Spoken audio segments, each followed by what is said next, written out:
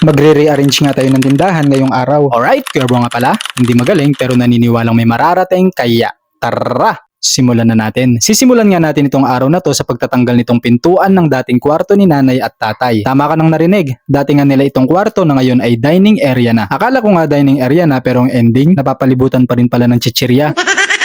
Pero dahil nga mag-aayos tayo ngayon kaya siguradong maraming magbabago sa itsura nito. Bago nga pala natin gawin ng rearrangement, gusto ko munang ipakita sa inyo yung itsura ng tindahan namin ngayon. Ito nga yung right side ng tindahan kung saan kami madalas kumikilos. Ditong side kasi nakadisplay yung mga fast moving items kaya asahan mong magsisiksikan kami dito kapag nagsabay ang customer sa retail at wholesale. Dito sa gitna meron kaming display rack na pinaglalagyan namin ng mga diapers. Nabili nga namin yung display rack na yan, tig 1,300 ang isa at kumuha kami ng dalawa. Naka-order na rin kami ng tatlong tig 5 layer na steel rack na waterproof para paglagyan ng mga paninda. Pero kung titingnan ninyo, disorganized pa rin talaga. Sa totoo lang, magulo talaga yung setup ng tindahan namin dito dahil nga sa maliit yung espasyo. Pero tamang ayos lang ng stante yung gagawin dito at luluwag nga ito. Dito sa gitna meron kaming second hand na stante na salamin. Pagkakatanda ko, ginagamit yan sa bakery noon bago nga namin nabili. Bali itong middle part nga ay may stante na pinagtabi-tabi namin para magsilbing division sa gitna. Yang may kurtina na yan ay dati kong kwarto na ngayon ni nanay at tatay. Yan nga yung pinaka front area ng tindahan namin. Masikip talaga dyan lalo na kapag sabay-sabay yung customer tapos halos nang bibilhin nila, sa area din na yan nakadisplay. Ditong side naman parang wala akong masabi kasi sobrang gulo talaga.